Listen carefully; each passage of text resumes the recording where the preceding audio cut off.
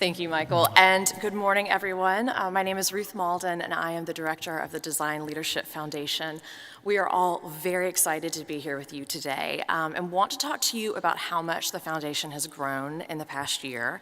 We're building new programs with you, the DLN community, in mind, and we're focusing on local-to-local opportunities for you to connect with design students in your regional area. It's because of your amazing support and your involvement that these opportunities are possible. Our pilot platform started as a partnership with Mississippi State University, bringing professional development and work experience opportunities to students at the college's landscape architecture, interior design, and architecture programs. We also provide students with materials and technology awards to help cover some of the expensive costs that these students encounter that aren't covered by other scholarships. Many of you have joined us at the workshops in the past 3 years and helped us get it off the ground. And we are thrilled to be continuing this partnership by holding our 4th annual MSU workshop this spring, and we hope to see some of you there.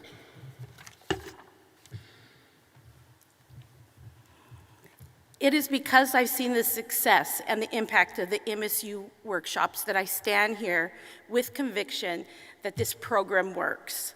It is through the success that we decided to grow this model and create other partnerships with our own communities. This spring, we spent the day with Santa Monica Community College with the help of many of you DLN members sitting in the room today. We could not create these opportunities without each and every one of you. We are hosting our 2nd annual workshop on April 4th, 2025, and Ruth and I will be reaching out to all of you to participate. I give you a big heartfelt thank you to all of you who have helped this foundation grow. We're also very proud to be developing mentorship opportunities, which we launched last year in the Chicago area through our partnership with a local nonprofit, 1 Million Degrees. Their platform, supporting students in the Chicago community colleges, has enabled us to pair DLN members with students as mentors. And for this academic year, we're very excited to announce that we're serving 24 students in this capacity. We're also planning multiple off-campus professional development events for an even larger group of students, such as touring construction sites and offices, giving them exposure to how the design profession works in real life. With all of these new programs, 2024 has been an incredible year. We have doubled the number of our programs we have ever had before and reaching more students than ever. But more important than the numbers are the students they represent and what it means to each of their journeys into the design world. We are delighted to have 2 DLF scholars here with us today who wanted to share a little bit about their experiences with you. I'm pleased to welcome Sanethia Sampson and Rodney Morgan to the stage to share a few words.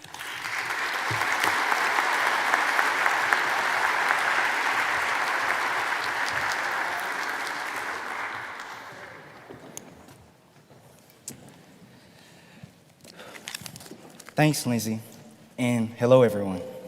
You know, getting ready to talk to you all has got me thinking about a lot of things, like where I'm from.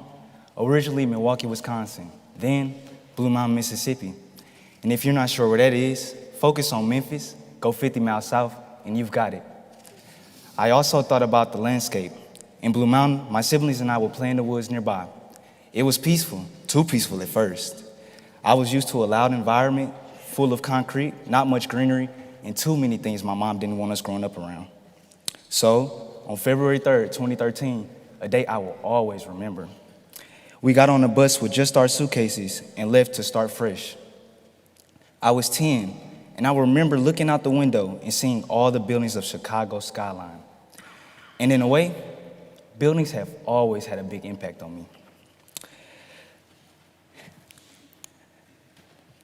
When I was little, I drew plans of my dream house.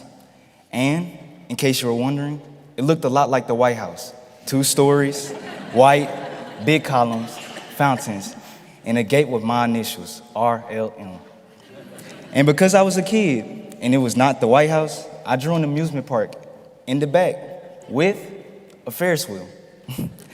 It all seemed real to me. Art always seemed real, which was good because sometimes my reality wasn't as nice as the pictures I drew in art class. Art wasn't my only outlet, sports were too. I was on sports all year round, which let me get away from whatever predicament was going on at home, and there was always something going on. School was also an outlet. I was driven, and it paid off when I graduated as salutatorian. Thinking more about buildings, like the ones I saw in Milwaukee and Chicago, and the ones I studied at MSU, and even the ones I studied at my Yellow House internship in New York, all make me think of one word: elevate. I see this word playing out in my life, in my mom, who wanted to elevate herself and us, in myself on my God-given path, and my plans to stay on it, first in community college, now at MSU Architecture School. And when I heard I've gotten in, I cried. Not the kind of crying I did over what my family and I went through. Honestly, if I had a container, it would have filled it up to the top. But getting into MSU Architecture School was the first time I cried different kinds of tears. Tears of joy. And when I told my mom, she did too. Then she reminded me of the vision board I made with my goals and dreams. Number 1, graduate high school, top of my class. Salutatorian was pretty close. 2, go to college. 3, get into architecture school. And 4, be a part of a community I could network with. It's crazy given my life in this predicament, but between all the working, wishing, and praying, all of my dreams have come true. Architecture is amazing. Looking up at the buildings, I feel like the sky's the limit. And because of your group, Ruth, and the folks at Yellow House, I'm living the word, elevate, every day. Thank y'all so much. Next up, Sanethia.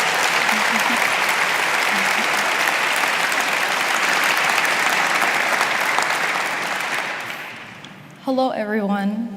It's great being here, but it is a little overwhelming seeing you all at once. So I'm a little nervous, but honestly, I'm used to that feeling because I'm a military brat. I was born on base in Honolulu and spent 5 years in Paradise till we left. My family moved a lot, so I attended 6 elementary schools, 2 middle schools, 3 high schools. So my life's been a lot about meeting new people and the feelings that come with that. Looking back, I remember a lot of people, but they typically never remember me. If I jogged their memory, I could get a, "Oh, you were that girl who sat behind me in Miss Grafton's 7th grade math class." Call me biased, but honestly, this was a blessing in disguise. Moving around gave me a less myopic view of the world. I got to interact with different people, see different versions of life being lived, and what it had the potential to be. Along with my personal growth came the physical act of moving. By packing up our car, I learned how to see space, how to use it, invert it, and make it function. Those moves also meant new houses and more chances to re-envision design. Some days my mom would come home from work, look around and say, "Okay, a new orientation today." And I just have to say, I thought it would work better that way. She didn't need to know that I'd stayed up all night redesigning our house. Did she? You know, it's funny. When I started MSU, a lot of people were excited about the parties and the football games, but me, I was just excited to stay at one school for all 4 years. And something else about my time at MSU is I started out as a biochem major, but on walks to my brother's apartment, I'd pass the design building and see all the projects and models everywhere and wonder, what is this? So I called the department head and I jumped ship. We had to design a medical facility in my junior year, and I picked a thyroid cancer center because my mom went through that. She told me her experience was cold, hard, void of all comfort, and soulless. That's the moment I realized residential, hospitality, and commercial could be blended to create healing spaces. So I used curved walls, soft materials, and warm lighting to create the soulful place my mom and others deserved. And when it was done, it was a place of hope and possibility. That's how New York felt, and being at Foley and Cox. Somehow they transform spaces, and it feels like you're stepping into warm sand after being in the cold ocean.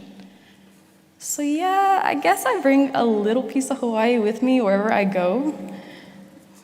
So thanks, DLF, for inviting me to speak and meet you all. I'll definitely remember you, and I hope that, unlike that girl in Miss Grafton's 7th grade math class, you'll remember me too.